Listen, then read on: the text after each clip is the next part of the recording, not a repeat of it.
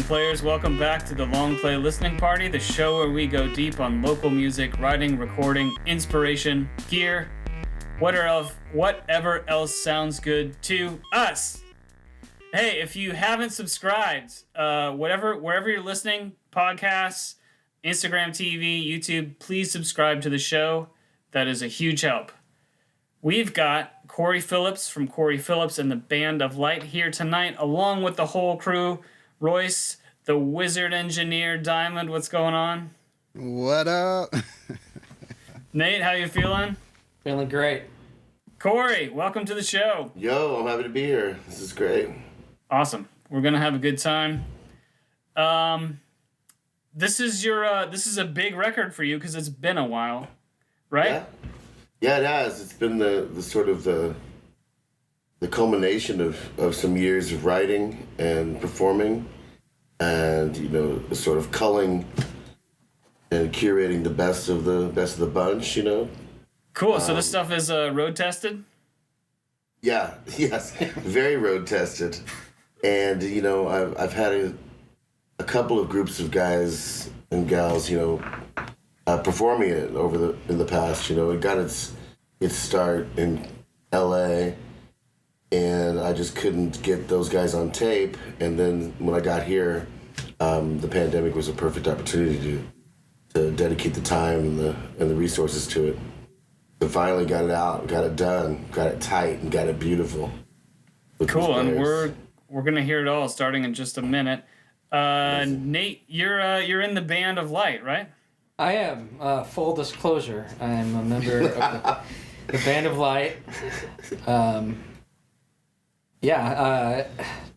Who's all in the Band of Light? Tell us who's in the Band of Light.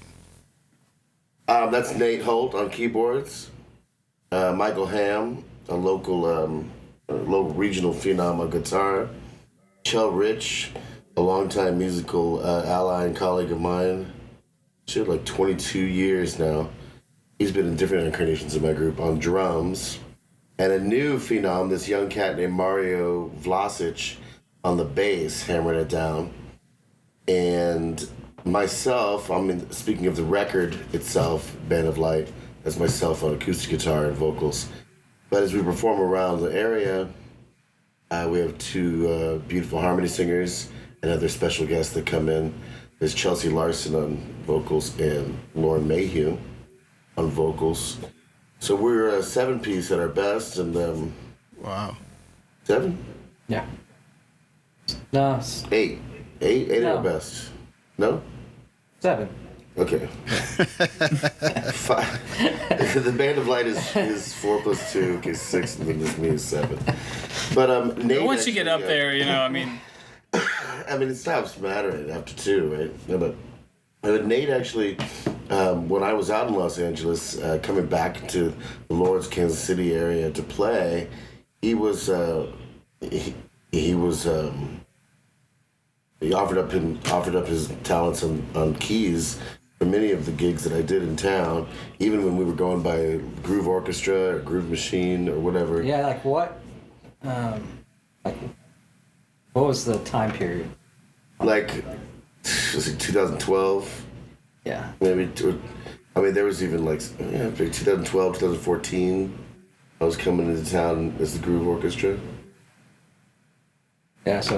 And we had quite an assembly on the stage then. But when I came back into town, of course, these are the dudes I went to when I, formed the band more strictly. So. Cory, Yeah. are you from this area and went to LA for a while, or are you from somewhere else? I'm originally from Texas, and I came to Kansas for high school and kind of rambled around the country a bit afterwards, and came upon my friends going to school here in Lawrence. I say here in Lawrence, and cut my teeth playing music in the late 90s, early 2000s. I speak of that time like it was an era, like a popular era on Earth. But and then Chell and I went out to California in 2003 when I was 27. I was out there for 13 years, New York for 2 years, and I came back to Lawrence, starting my PhD here at KU. So I knew I'd come back to this area eventually. I just didn't know what was gonna do it quite. Cool.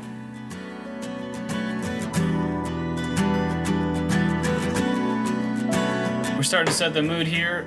Lead track from Sex Thirsty Love Hunger. That's right. We wanted to come in with some sort of solar systemic, cosmic sort of planetary vibes, kind of cruising through space a little bit, getting to where our landing spot is. Yeah, I'm getting space. I'm also getting kind of candle lights a little bit, maybe dark room. Yeah. That sounds Very white on. That sounds good. Yeah, the candles are definitely lit.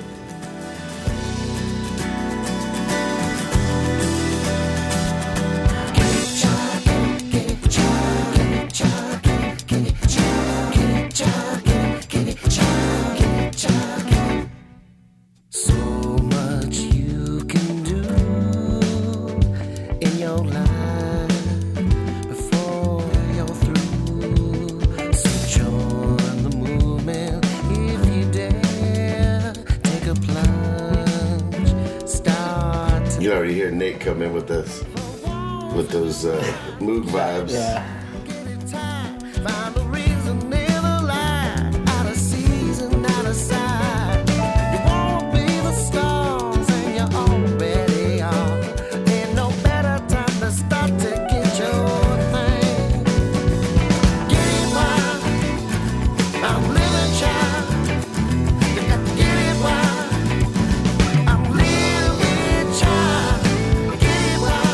Still sounds damn good. But It does. I love it. It's like, wow. It's all right. Where do your songs start, Corey? Do you jam? Do they start on the acoustic guitar, or where do they start? Yeah, typically it'll be like me jamming on the acoustic guitar, trying to find a groove or something.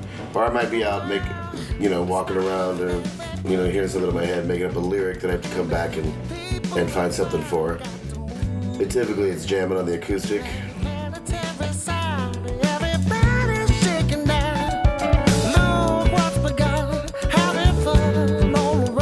This one's no different. I think I was going for some. If I'm not mistaken, I think I was listening to some Sly and the Family Stone at the time, and it was sort of a little bit of that R&B anthem. Yeah. It's sort of. Yeah, these songs of yours were always fun because they're more jams, but you always throw like really interesting chord changes or turnarounds in. They probably sound easier to play than they are. Is that what you're saying? Yeah, I mean for me, I know how to play, but I have to practice that shit.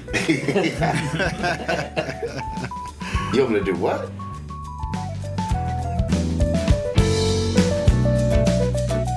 Yeah, we could have started the album. It's 14 songs.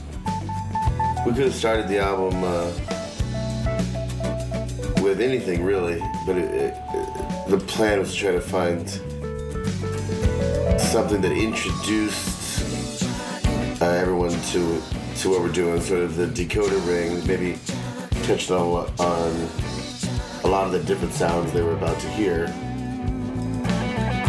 But also something kind of rapidly engaging. But I think it was a good choice. Yeah, this feels great, and like different, the intro, kind of an extended intro, set the mood, hit them with the vocals, of course, that's real important, and now we've got a couple different solos, so introducing the band. I think this is it's working for me, and I have not heard this before, so I'm having an initial reaction to all this. Nice. I guess there's something there for the jam band lovers. The very first song has a keyboard solo and a guitar solo.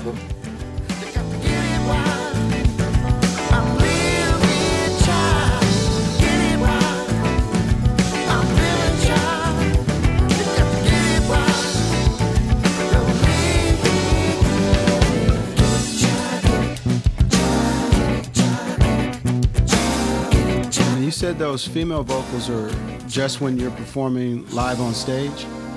Yeah. Well, in this case, I did all the harmonies and vocals on this album. Yeah. I mean, it's not as a rule per se, but that just happened to be how it went.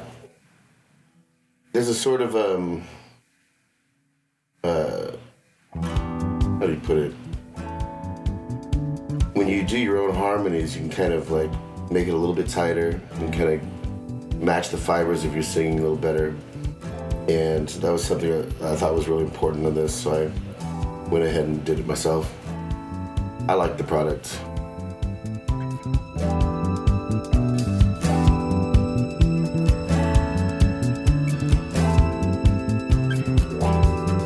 And that was actually my question. I was listening to those vocals. I was like, I think that's all him. In some cases, it's more of a surprise, but like, I'm singing pretty high up there to get those.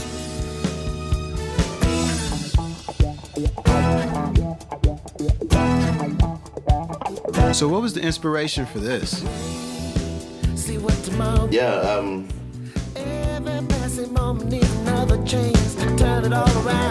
I think this one started with the concept of flower people. It's like we're all made from the earth, you know. No matter what, we all come from the same special spot, you know, and we're all like kind of brothers and sisters of the same stuff.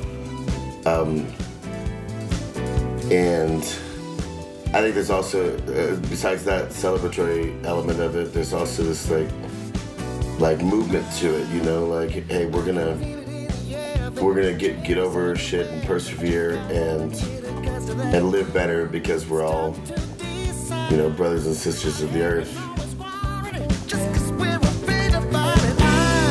You talk about movement. I mean, this has a great bounce. Just right there. Yeah, man. Some of the songs were on a click, and a lot of them weren't. Yeah. I can't remember if this was on a click or not. Yeah, I don't remember. I think this one was because of all the changes that come later. Sure.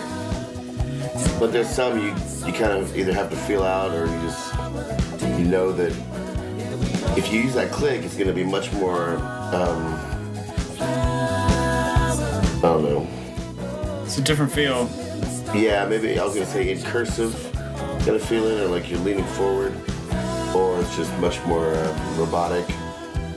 But some songs, you know, if you can pull it out, can undulate a little bit better, like by not using the click.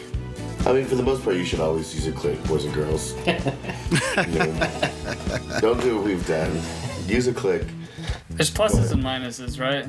Yeah, sometimes it can just sound too rigid. And when we have these songs like this that have to turn all these corners, and when you're led by an acoustic guitar player who's not aware of all his different attacks and everything, it's drums, then you're constantly kind of dragging and pushing for the real intended sort of drive and undulation. So yeah, it's got a good beat to it. It's a good second song, isn't it? It's a little more disco than the other one.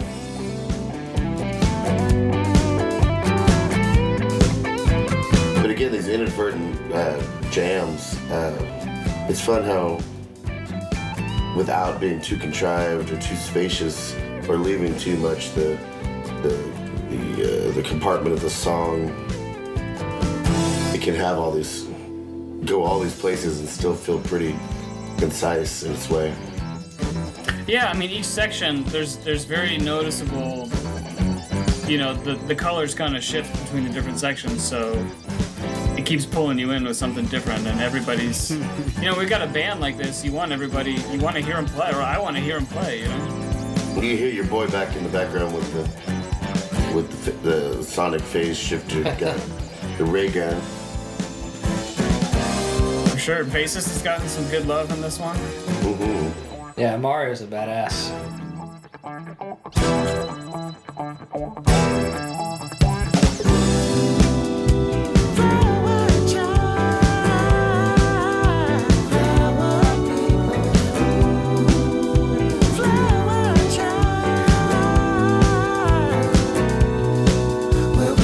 So you did all of the harmonies on this? I did not know that, man. No? No. They're pretty smooth and they're cohesive, right? Yeah. Very. And the bass, I was hoping this section would come around again because the bass here is crazy, like outlining those chords. Really great. We did it one more time for you, too. That's the thing about, so when you would come into town, you know, like there was usually like a badass bass player because like they drove a lot of the songs. Like if the bass was solid, like Yeah. there was always a good time, but when there was uncertainty in that part of the you know, and I was uncertain as anybody else, but like, you know, when there's that uncertainty in that bass that's supposed to be driving all these songs, Yeah. it makes it tough. But Mario fucking plays the shit out of No, this. he totally grabbed it. He totally caught it.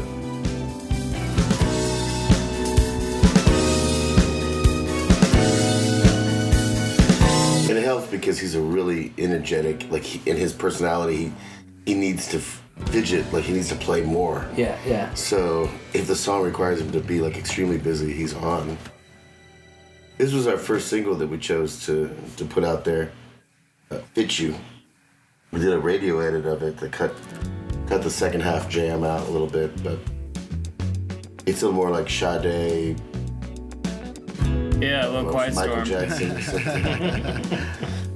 But it gets up there too, and this the chorus vocal array is really fun. But it's this kind of stuff that we kind of get a secondary reputation for, just the sexiness that we bring to the club.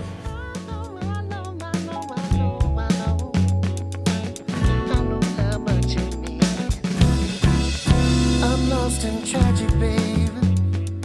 Trying to figure you in my relation with the pool and of the moon. Ain't lost no magic, girl. And this I wanna prove. Work your thing, groove and sing. Get you back to your room.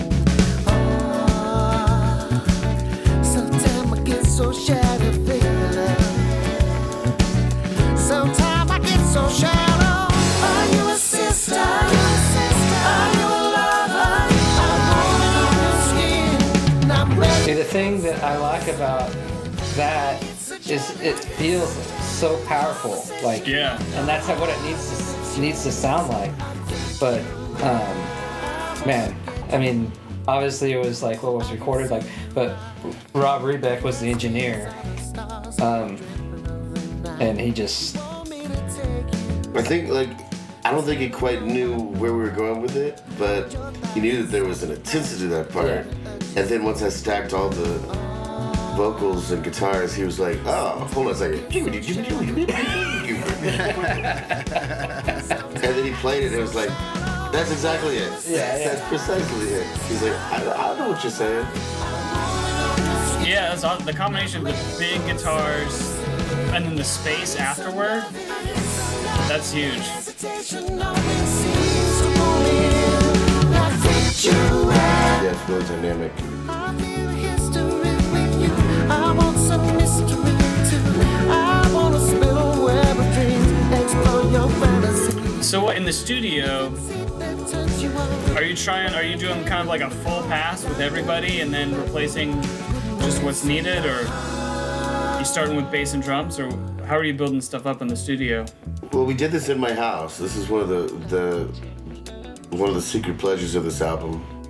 Is that we did it in my house that I converted a little bit. We had one isolation room, one control room, and then the entire rest of the house that we could wire things out to everybody.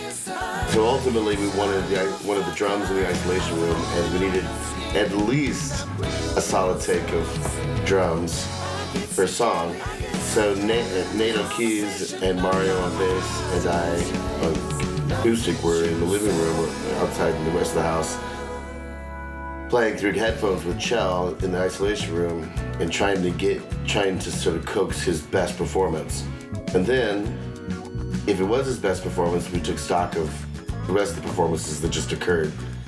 And if they were usable, or if that was something to build on, we'd take it from there. Mainly, we got all of the drum parts that way, and then investigated the bass and the keyboards that way. And then they had their time to beautify their parts more and more. Then we added Mike Ham on guitar, and then we added me on my parts, and then some bells and whistles the last little bit. But yeah. I love that way of working of, putting down bass and keys and whatever you can with the drums and just keep, if it feels good, just keep it if you can, or maybe a couple punches, but I love working that way. We've been doing it for a while, so we didn't want to reinvent the wheel or spend too much time in something that could carry an element of newness or surprise into the recording. But we had our time to inflict upon it what we needed to put ourselves down into. So I think Mario and Chell probably had the shortest jobs. Mm-hmm. They were kind of loitering, or Chell was kind of loitering after the fact. But I wish I could play some more. But he was done in 3 days, right? Chell was done in the first weekend, because he had to be, so we could all build, and then it took us the rest of the, 30, 45 days? Yeah. Wow. We talked over it, but that was a massive solo, Nate. Nice job. Yeah, that was. Thanks. It was beautiful. I like my comping better on the record than a lot of my solos. Just, that's just how I feel about it. You never quite satisfied. No. But yeah, he does in that solo. He starts with like an organ solo, and then it moves into. Is that right, or is it the other way around? No, I think there was a synth, and then the organ. Synth and then organ. Yeah, I haven't incorporated the synth. So he's working overtime. It's song 3. His fingers are bleeding. That's a really fun song to play live, though. Little Stevie Wonder sort of drag-on ending here for fun. Like, what is this, like a 7-minute song on the record? Hey, it's like 6 something. 6, 7.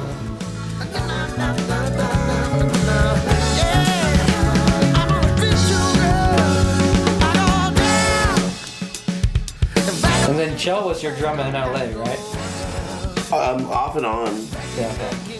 Off and on at first, and then he was there till like 2008, and then I had another guy from like 2009 to 2014 when Chell was in Austin. Okay. And then he moved back here.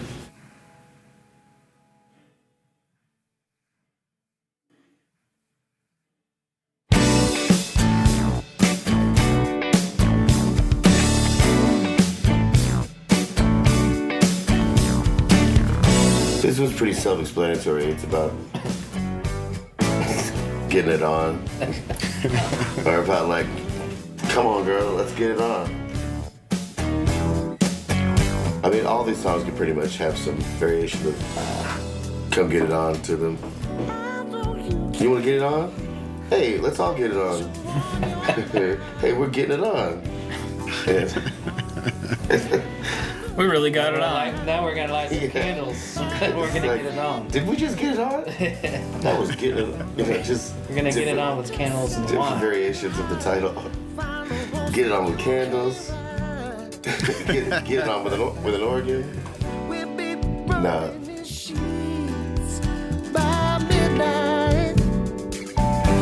This was kind of got that zap. Yeah. Not zap.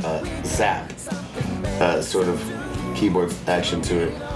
Yeah, is that a synth sound or an envelope filter on the bass? I'm doubling Mario's bass I think with like this, bass synth. Sound. Yeah. Oh, wow. Yeah.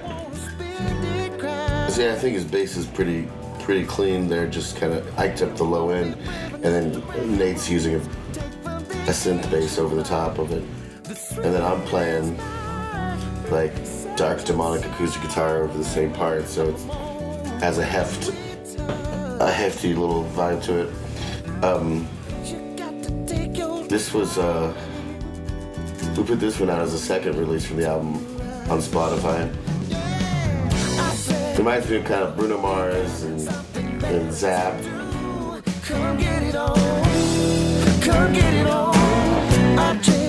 And then of course this little Sade vibe. I'm giving away my secrets actually, so.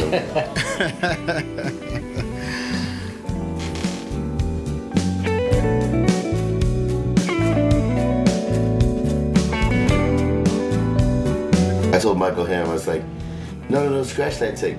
Like, for this one, imagine you just pushing aside a silk drape and walking in the bedroom to get it on. And he's like, oh, okay, I got that.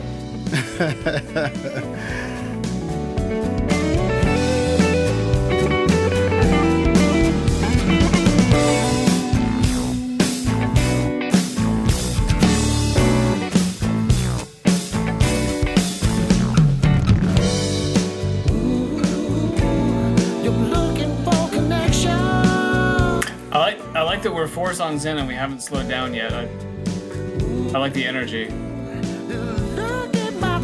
Yeah, that's exactly right. I'm cursed with this memory of the batting lineup as a young baseball fan, and I'm always like, what would you do if it was a batting lineup? What song do we do? Like there's any real success to that in real life in clubs or on albums, I don't know. But it always comes to mind. This would be the cleanup hitter in that case. Yeah.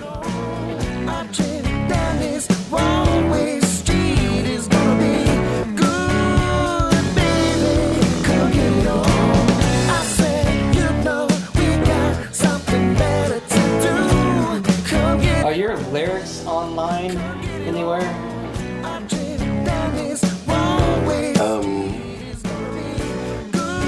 As they've been released on the website. Okay. They've been put up there, I think. Not on Spotify.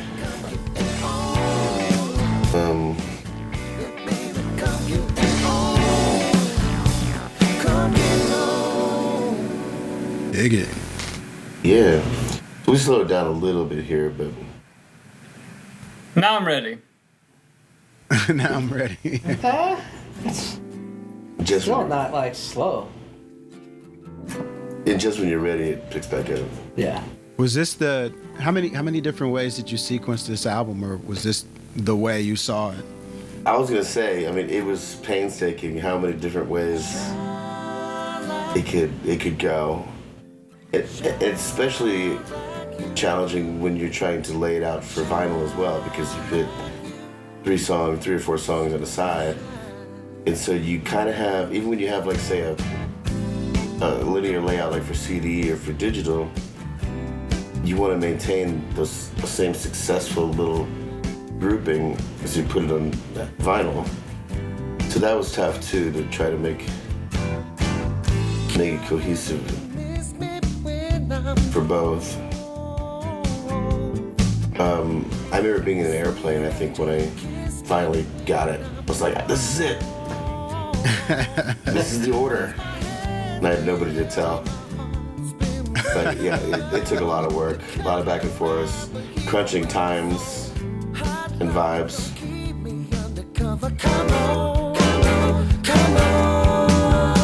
And then when it's all done, you're like, Close runner-up. no, the nearest runner-up was completely different, probably, and the wrong songs were next to each other. Gotcha. Because there's some songs I wanted near each other and some that I didn't want near each other at all, you know. I don't think anything else would have worked, actually. But if something had, it would have been a completely different energy running through. But I don't think anything else would have worked out with the time. And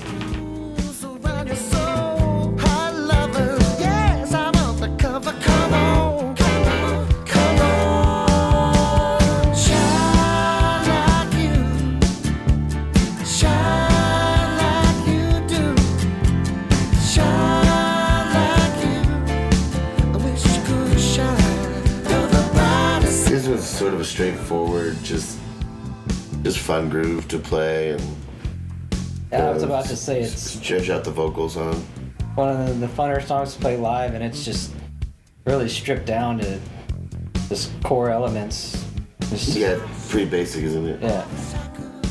The big vocal chorus.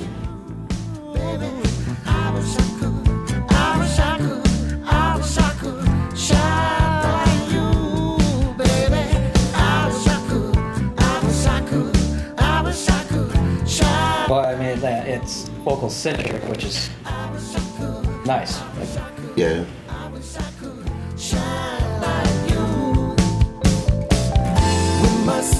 I think I was when I wrote this. I think I was accidentally channeling like George Michael or NXS or something. It reminded me of something kind of 80s Culture Club or something. And it kind of evolved into a little bit more organic disco. Yeah, the chorus kind of has that vibe, though. I like it.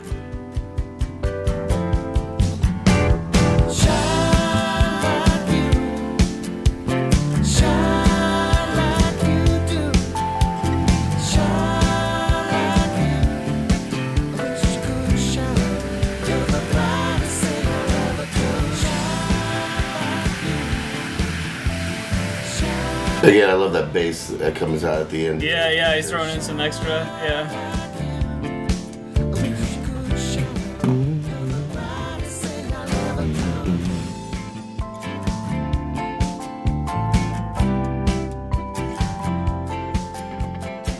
And that kind of feels like we're coming down, you know, in dynamic and heat a little bit, just to like some new plateau in the record. But you don't know where it is taking you yet.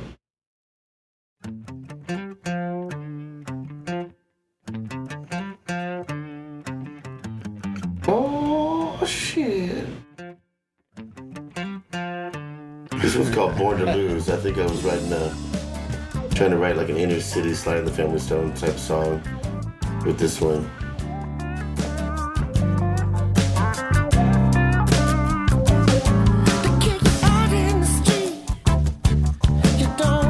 We're on the Curtis Mayfield type guitars and Nate's on the clavinet, super funky.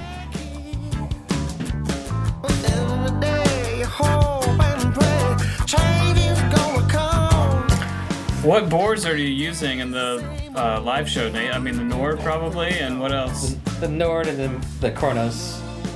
Okay. Yeah, the Kronos is all like electric piano and piano stuff. And then the Nord, obviously, organ, and then like for strings and stuff, I'm playing the strings from the Kronos on the Nord.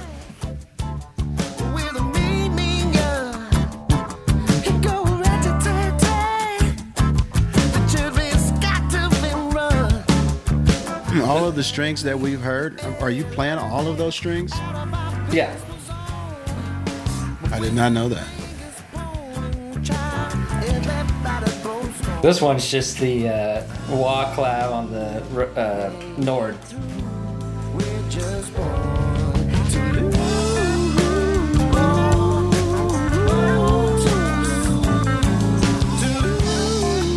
I'd say this is a pretty solid gold album so far.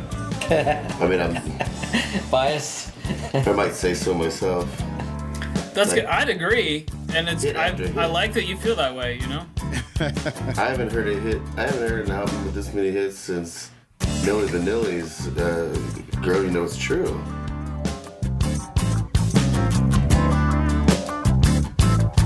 You guys don't seem to agree, but that's all right.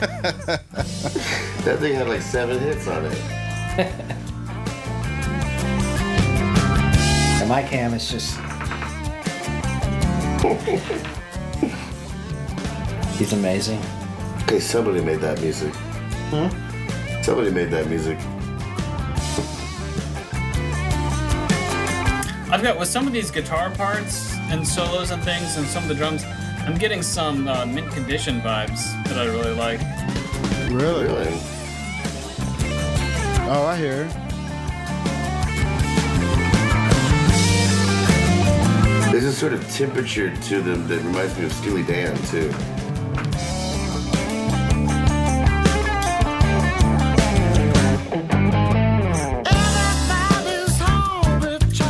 Yeah, you got quite a Texas chili cooked up here, Cory. No beans. What were you gonna say? I said no beans. Oh, yeah. No beans.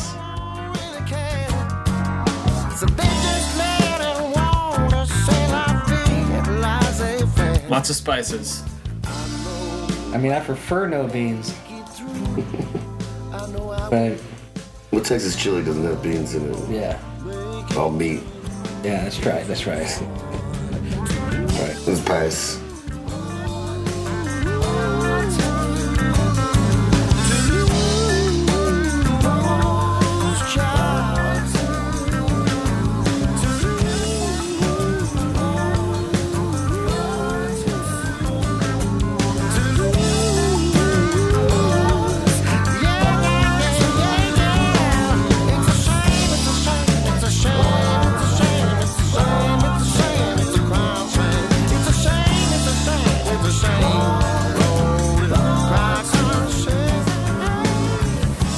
There is something though to going and recording a record when, like, you know pretty much all the parts.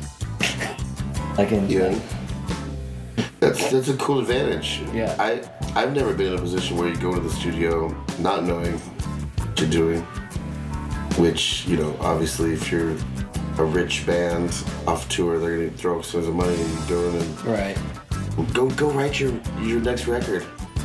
But I guess my real point was having played with you for so long. You know, like I've been in the studio, like when I've had a band, we've, you know, maybe played the songs live a couple times or something, but that's still different because you're still working stuff out, I think. At least I am. Most of the songs, these songs, like the parts are just there, so you just play them. Weird how that works This out. was a sort of newer one to the arsenal. Yeah. For you guys, this is track 7, Candles. This song's pretty cool. I wrote this actually about some guy getting a call from his girlfriend, and he was fine, but it rekindled some thoughts in him where he's like, oh, those were the good old times. But then he comes to the realization that these are the good times too, you know. It just doesn't matter. Just celebrate the years, you know. Don't spend time looking back. You know, keep celebrating where you are now. Let your candles burn.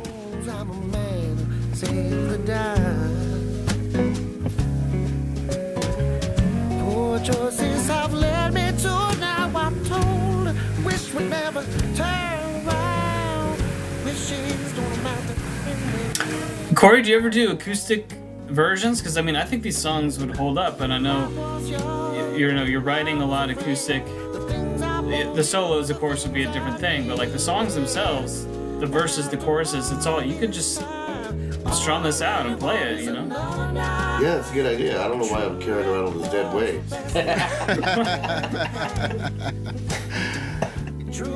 No, I mean, it's exactly where it starts, you know? It's like if I feel compelled enough to go, hey, this is a finished song, take it to the band. it's probably in some sort of performable place at that point. But yeah, I do play as many of them as I can acoustically. Cool. Or, solo or in a stripped down setting. Some of them work better than others, like you said with the solos and everything, but yeah, definitely this one I've played solo.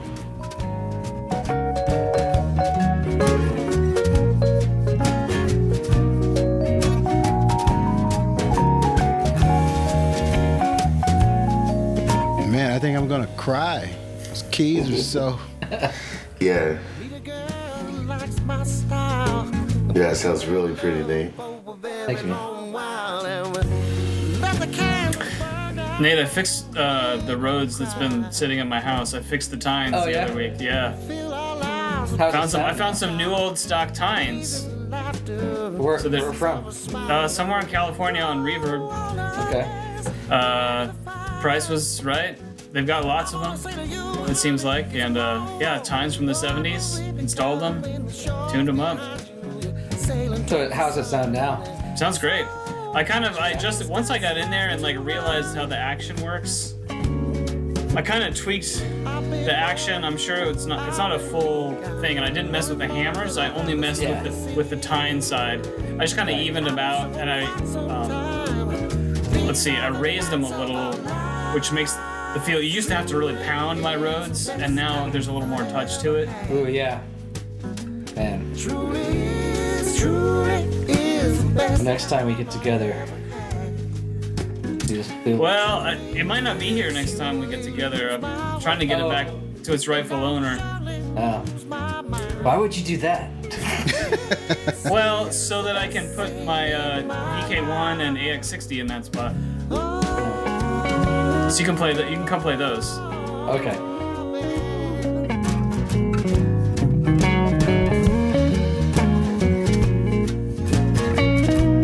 Does this song in one side of the LP? That's right, yeah, side 2. So the first album, actually, our vinyl has been on back order for 4 months. The entire industry has been suffering from that hit. And our shipment is somewhere in customs in Detroit. And so it should be here I don't know, in another 5 months or so. Jesus. Wow. No, I mean, I'm expecting it in a week or so, but it's double album, 180 gram. So yeah, so what we've heard just far would be one record. I think it's a pretty good song selection, and that album's pretty solid gold unto itself. I look forward to you guys hearing the rest of it. Yeah, I mean it's been an excellent set already, and we're only halfway through. This has been Cory Phillips and the Band of Light. Cory, tell me the title of the record again. I'm blank. Sex, Thirsty, Love, Hunger. Sex, Thirsty, Love, Hunger. Oh, that's right. You can get it at CoryPhillipsMusic.com. This has been the Long Play Listening Party. We'll be back next week with Side 2.